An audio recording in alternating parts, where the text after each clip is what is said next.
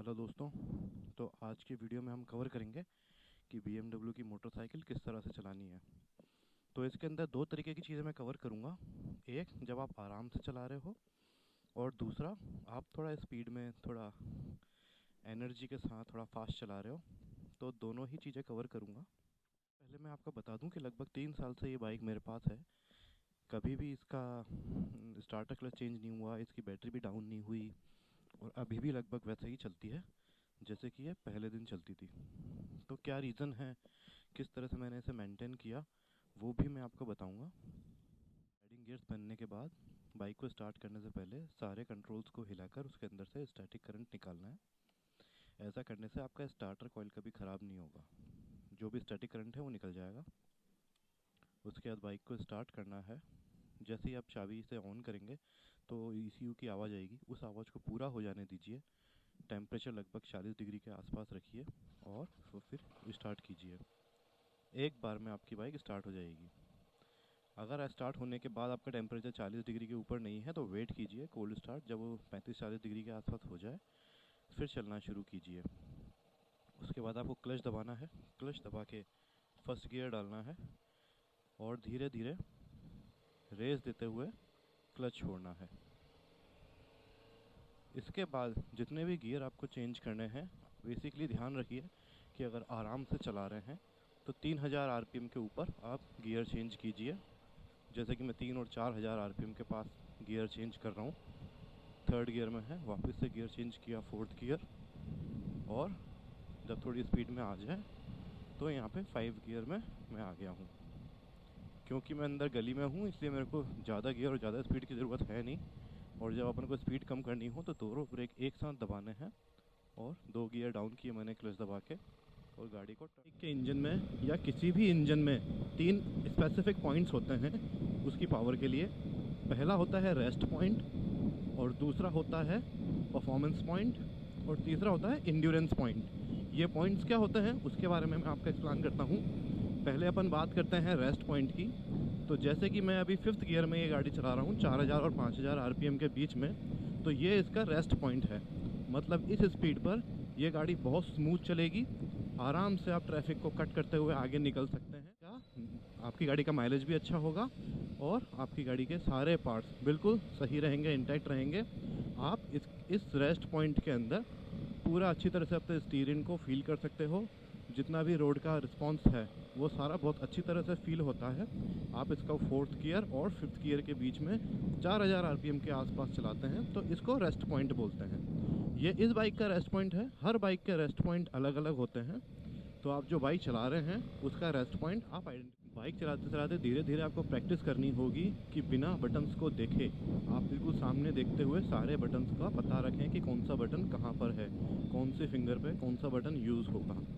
इस तरह से आप अपना सारा ध्यान अपनी सड़क पर रख सकेंगे और अपने हाथों से ये चेंज पॉइंट के बाद अब अपन बात करेंगे इंजन के परफॉर्मेंस पॉइंट की। तो BMW की जो बाइक्स हैं वो अपनी हाई परफॉर्मेंस इंजन के कारण ही इतनी ज़्यादा फेमस हैं। यहाँ पर एक कार के इंजन में आग लग गई है। जब मैं व्लॉग कर रहा था तो मैंने बहुत ज़्यादा धुआं देखा। यहाँ पे मैंने पास में देखा कि आगे एक कार खड़ी हुई है जिसमें शायद आग लग गई है। इसका पेट्रोल भी काफ़ी लीक हुआ है, सड़कों पे पड़ा हुआ है, और काफ़ी लोग यहाँ पे इकट्ठे हो गए हैं। पुलिस भी है यहाँ पे। इस बाइक में शायद धुआं निकला था, आग लग गई थी। अब बहुत सारी गाड़ियाँ यहाँ पर रुक गई हैं। पुलिस वगैरह आ गई है तो बाकी लोग संभाल लेंगे। अपन चलते हैं आगे, अपने ब्लॉग को कंटिन्यू करते हैं। अपन बात कर रहे थे परफॉर्मेंस की।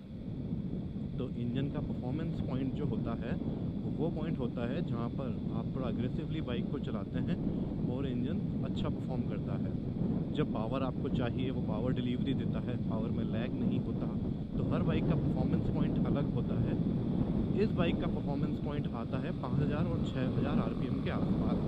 तो अगर आपको इस बाइक को परफॉर्मेंस में चलाना है, थोड़ा अग्रेसिव चलाना है और साथ में आपको बाइक पे पूरा कंट्रोल रखना है, तो वो सही तरीका है कि आप इस बाइक को 5000 से 6000 RPM के बीच में चलाइए।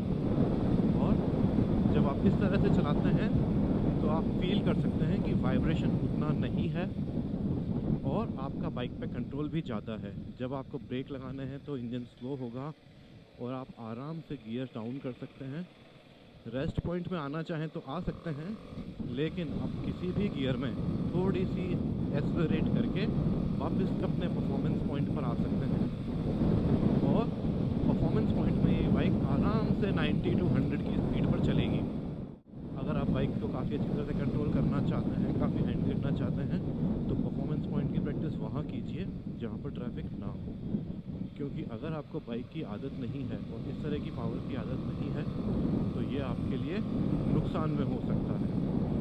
मेरी बाइक का जो परफॉर्मेंस पॉइंट है वो 5000 से 7000 आरपीएम के बीच में है और 5th और 6th गियर में ये काफ़ी अच्छी पावर जनरेट करता है और ट्रैफिक से या किसी भी जगह से निकलने में आसानी से मुझे हेल्प करता है। तो ये था मेरी बाइक का परफॉर्मेंस पॉइंट। अगले पॉइंट की अपन बात करेंगे, वो है एंड्योरेंस पॉइंट। तो इस बाइक का एंड्योरेंस पॉइंट क्या है, ये अपन इस रेड लाइट के बाद देखेंगे। अब अपन बात करते हैं बाइक के एंड्योरेंस पॉइंट की। ये इंजन का वो पॉइंट होता है जब आप इंजन से काफ़ी ज़्यादा अग्रेसिवली पावर ले रहे हैं और काफ़ी स्पीड में हैं। बहुत कम यूज़ करना चाहिए इस एंड्योरेंस पॉइंट का, क्योंकि इससे इंजन पे काफ़ी लोड जाता है। और अगर आप इसको यूज़ कर भी रहे हैं तो बहुत देर तक एंड्योरेंस पॉइंट में अपनी बाइक मत चलाइए। तो इस बाइक का एंड्योरेंस पॉइंट है 8000 आरपीएम के आसपास। अगर आप 7000 आरपीएम पे जाते हैं और उसके ऊपर आप इस गाड़ी को चलाते हैं तो ये बाइक अपनी एंड्योरेंस पॉइंट में चलती है, मतलब आपको एक्स्ट्रा पावर देगी। एंड्योरेंस पॉइंट के लिए ज़रूरी है कि आपकी बाइक का इंजन अच्छी तरह से गर्म हो गया हो, मतलब 70-80 डिग्री के ऊपर इसका टेम्परेचर हो। क्योंकि अगर आप बाइक स्टार्ट करते ही फास्ट चलाने लग जाएंगे तो बहुत ज़्यादा चांसेस हैं कि आपका इंजन ख़राब हो जाएगा और आपके जो बैटरी है उसकी और आपकी जो इंजन और आपकी बाइक की जो बैटरी है उस पर काफ़ी ज़्यादा लोड आएगा। इसलिए आप थोड़ी देर बाइक को नॉर्मली चलाइए एंड्योरेंस पॉइंट के पहले, और उसके बाद आप इस तरह से 7000 आरपीएम के आसपास भी अपनी बाइक को खींच सकते हैं। एंड्योरेंस पॉइंट के अंदर ये बाइक आराम से 150 तक जाएगी, लेकिन अगर आप चाहते हैं कि ये कंट्रोल में रहे तो आप उतनी ही स्पीड में चलाइए जितनी स्पीड में आप इसे कंट्रोल कर सकते हैं। मेरी बाइक राइडिंग का सबसे फेवरेट पार्ट जो है वो परफॉर्मेंस पॉइंट ही है, जिसके अंदर मैं 4000 और 6000 आरपीएम के बीच में अपनी बाइक चलाता हूँ। इससे इंजन की हेल्थ भी बनी रहती है, बाइक का परफॉर्मेंस भी अच्छा रहता है, पावर डिलीवरी भी उतनी होती है जितनी चाहिए, और इस तरह से बाइक को मेंटेन करना बहुत आसान हो जाता है और उसके एंजॉय करना भी काफ़ी आसान रहता है। एक बहुत बड़ा डिबेट का क्वेश्चन है कि अपन को जब गियर चेंज करना है तो क्लच दबा के करना है या बिना क्लच दबाए करना है। मेरा प्रेफरेंस ये है कि जब आप स्लो स्पीड्स पर हो तो आप क्लच दबा के गियर चेंज करो, और जब आप हाई स्पीड पर हो, मतलब परफॉर्मेंस पॉइंट या उसके ऊपर हो, तो आप अपने गियर जो चेंज कर रहे हो वो बिना क्लच दबाए भी कर सकते हो। लेकिन जब आप बिना क्लच दबाए गियर चेंज कर रहे हो तो आपकी टाइमिंग पर और आपके गियर शिफ्ट कंट्रोल पर डिपेंड करता है कि आप कितने अच्छी तरह से गियर चेंज कर रहे हो। अगर आपकी बाइक की स्पीड ज़्यादा है और आपके गियर चेंज करने की स्पीड कम है तो उससे आपके इंजन की क्लच प्लेट्स पर असर आएगा और जल्दी ही आपकी क्लच प्लेट्स ख़राब हो जाएंगी। इसलिए प्रेफर कीजिए कि बाइक की स्पीड से अपने गियर चेंज करने की स्पीड को मैच कीजिए। और एक बहुत इम्पॉर्टेंट बात यह है कि जब आपको अपनी बाइक स्लो करनी है तो आपको आइडिया होना चाहिए कि कहाँ पर आपको रोकनी है। जैसे कि ये स्पीड ब्रेकर है, तो मैंने स्पीड ब्रेकर से पहले ही बाइक स्लो करी, और जब मेरी बाइक स्पीड ब्रेकर पर चली तब मैंने ब्रेक नहीं लगा रखे थे। इससे मेरी बाइक के जो शॉकर्स हैं वो सेफ़ रहेंगे। अगर आप स्पीड ब्रेकर पे ब्रेक के साथ ही बाइक चलाते हो तो आपके शॉकर के डैमेज होने के चांसेस ज़्यादा हैं। इसलिए आप प्रेफर कीजिए कि स्पीड ब्रेकर पे या इस तरह की कोई हर्डल आने पर बाइक को पहले ही स्लो कीजिए, और उस हर्डल पर जब आप क्रॉस कर रहे हैं, उस स्पीड ब्रेकर से जब आप क्रॉस कर रहे हैं या स्पीड ब्रेकर के ऊपर हैं, तब आपके ब्रेक लगे हुए नहीं होने चाहिए। गाड़ी फ्री फ्लो में स्पीड ब्रेकर के ऊपर से निकलनी चाहिए। उसके लिए ये भी ज़रूरी है कि आप पहले ही स्लो कर लें। तो ये सारी स्टेप्स हैं, आपको सारी याद रखनी है और धीरे धीरे इनकी प्रैक्टिस कीजिए। जैसे कि ये आया स्पीड ब्रेकर, मैंने बाइक यहाँ पर स्लो करी, अब जब स्पीड ब्रेकर आया तो मैंने इसका गियर छोड़ा और आराम से निकल गई। ऐसा करने से मेरी बाइक के शॉकर पे और ब्रेक सिस्टम पर ज़्यादा लोड नहीं आएगा।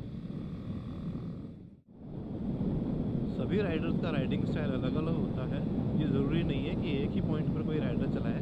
डिपेंड करता है कि वो किस तरह की राइड पर है और किस तरह से बाइक चला रहा है। वो अपनी राइडिंग स्टाइल चेंज करता रहता है।